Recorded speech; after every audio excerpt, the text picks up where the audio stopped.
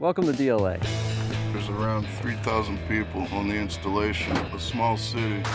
We focus on terrorism and active shooters. You're doing firearm certification, CPR, first aid, BLS training. The hours are fantastic. Half a month and half a year. Since I was in the Marine Corps, I wanted to check it out for myself. DLA is excellent for somebody transitioning out of the military. Training, competitive pay, safe environment, in a word, opportunity. It's worked out well.